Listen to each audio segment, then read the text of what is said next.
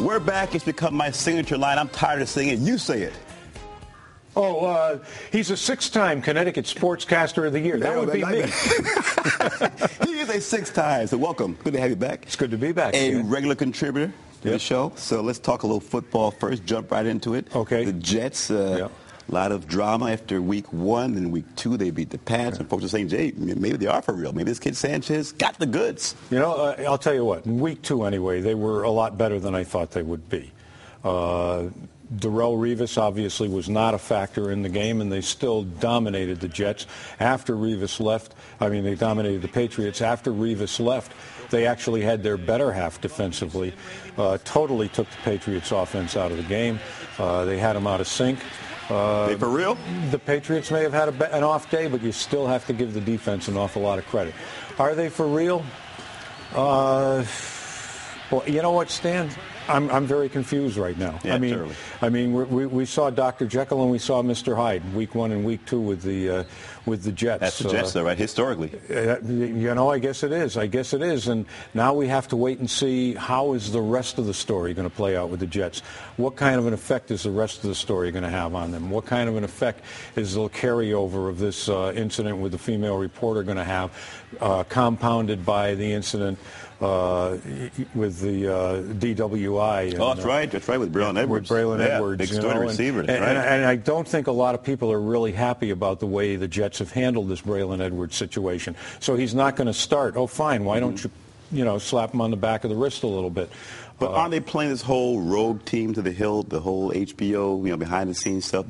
That's their thing now. They're on the back pages. They're getting more attention than the football giants because they're this rogue team with this rogue coach. That's how they play football. If you don't like it, too bad. Well, obviously, that's what they were going for. Obviously, they wanted to steal the back pages from the Giants. They've done it, right? And you know what? That's a double-edged sword. I think the Giants like that. I think the Giants like being under the radar a little bit. And now the Jets have put that target on their back and given themselves something to live up to. And, you bring in, like you had the situation where that target motivated one guy in week 1, Ray Lewis. And he dominated the game. And Mark Sanchez found out what it was like to have a target on your back. How about this? You spend a bunch of money for Ravis, Darrelle Revis, the lockdown cornerback. He misses all of training camp, holds out, gets the big money, comes back in week 1, and guess what? Surprise, gets hurt, tweaks the hamstring, right? So what does this say? And what can teams do to protect themselves? When you have these holdouts, it's why you have training camp, right? So you get in shape, don't get hurt. Well, we know that Revis won't be playing today. Right. The other thing that we know is apparently it was a low hamstring aggravation. The bandaging was all low on the leg. And what does that mean? From everything I understand, the lower the hamstring, the lower the problem with a hamstring, the better it is. You got to chase Randy Moss around. That becomes a high hamstring strain pretty quick, right? Right, but if you're going to sit out and you're not going to be playing, if you're going to give it a rest, it'll heal quicker. A lower hamstring apparently is a lot easier to deal with, isn't as serious. High hamstring, we've seen guys that have been out for 2 months with a high hamstring. A low hamstring, maybe a week will do it. Football giants, Eli Manning, they're 1-1. Jekyll and Hyde there. Quick take on the Gents. I think they were a little overwhelmed by everything that surrounded going into the Manning Bowl. Indianapolis and the Manning Bowl. And Manning Bowl in New York is one thing, but Manning Bowl in Indianapolis, it's Peyton's house. It's not Eli's house. I think they were a little overwhelmed. And I think what happened to them is the same thing that happened to the UConn football team the first week. I think that they showed they can play with these guys, but you can't get into a 14-0 or 21-0 hole early and then come back. You get overwhelmed early, and you're not going to get it back. And how about our guy Dwight Freeney for the Colts, a guy from Bloomfield, one of the most electrifying defensive players around. Still like watching him play. Good guy. Absolutely, and he's a good guy, and I love watching him play. But you know what? We talk about Dwight Freeney, and all of the NFL talks about Dwight Freeney just about every week. So let's talk about the other local kid. Donald Brown. Donald Brown had himself a really nice game. I believe the final total was 69 yards. Scored the first touchdown of the game, and that's where the Giants really got into the hole.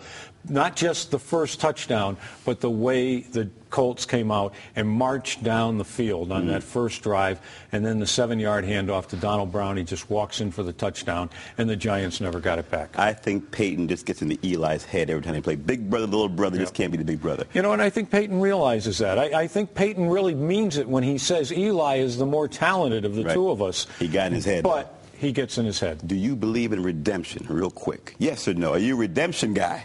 A redemption guy. Redemption. Do you believe in second chances, that people can change their ways on Sunday? You're obviously talking about Michael Vick. I'm going to preach to you on Sunday. Do you believe that your soul could be saved? Well, you and I know, were two of the least surprised people in the world last Tuesday when Andy Reid announced that Michael Vick is his quarterback. Right. Comes out Monday morning. Oh, no, Kevin Kolb is our quarterback. Well, you know what? The deal was he hadn't had a chance to sit down and explain to Kevin, you know what? Michael Vick looked real good on Sunday. Sorry, Kevin, but, you know, when you play that well, you lose the job. You don't go into the pool to try to get the job. And I think everybody realized that all it took was Monday afternoon to sit down and talk to Kevin Kolb, and Michael Vick was going to be the starting quarterback. My question was, though, do you believe in redemption? Are you pulling for this guy to turn it around? He seems to have matured. He had these horrific charges, dog abusing, killing. Can America forgive if he does well and is redeemed? I'm a second chance. Hey, we've got John Rowland doing the afternoon show on our radio station, and I'll tell you what, I've been listening and I'm enjoying it. Right. I enjoy the show. I mean, I always liked John. I always thought he was a good guy. We always had a great relationship. We should get him on this show. You should get him on this show. Come on to the Stan Simpson show. But anyway, I mean, he did his time, and now he's back in the public eye. And I feel the same way about Michael Vick. I mean, he really did make a mistake. I think he really understood he made a mistake. What he did was very wrong. He did his time in prison, and he came back. And the thing, more than anything else, was he made a believer out of me. I did not think he would have all those aspects of his game come back in his first opportunity to do it. Do you believe in Joe Torre when he says, I'm retiring from the Dodgers, I'm 7 years old, I'm going to Hawaii, but you know what, I'm open to some offers, maybe New York Mets looking for a new manager, possibly. What's the future of Joe Torre, baseball icon? I think that Joe Torre stepped aside because he realized it was Donnie Mattingly's time. And the Dodgers are a mess over there real quick. And the Dodgers are issues over there. And I think that Torre, when he said, he wasn't just talking about the Mets. He said, I hope my phone will be ringing. Well, he wasn't just talking about one team. He's hoping that there will be opportunities, something that he can peruse. Where do you think he goes? You know what? If you're the Mets, you call him in 15 seconds. You pick up the phone and call Joe Torre? You know what? I would not be at all surprised to see Joe Torre managing the Mets next year. The only thing that might stand in the way is his price tag. 10 seconds. Ryder Cup coming up. Yeah. Tiger Woods, the Americans. I love watching golf, and the Ryder Cup's a whole different game of golf. Real quick, your thoughts on America's chances for next week's Ryder Cups? I think that Tiger will be used in a limited fashion. I don't think he plays really his best golf in a team format, a two-man format. I think he'll probably see one two-man format. He'll go into a couple of the head-on-head events, and I think he'll be used in a limited capacity, but I think the U.S. wins. All right. He's Scott Gray. I'm Stan Simpson. I want to thank our guests, Walker and Scott Gray. You can send your show comments or requests or even watch us again at ctnow.com and friend us on Facebook. Become a fan of the Stan Simpson Show. We're on Twitter, too. Look out for our tweets. Lori Perez and The Real Story are next for the good folks here at Fox, Connecticut. I'm Stan Simpson. We'll see you next week.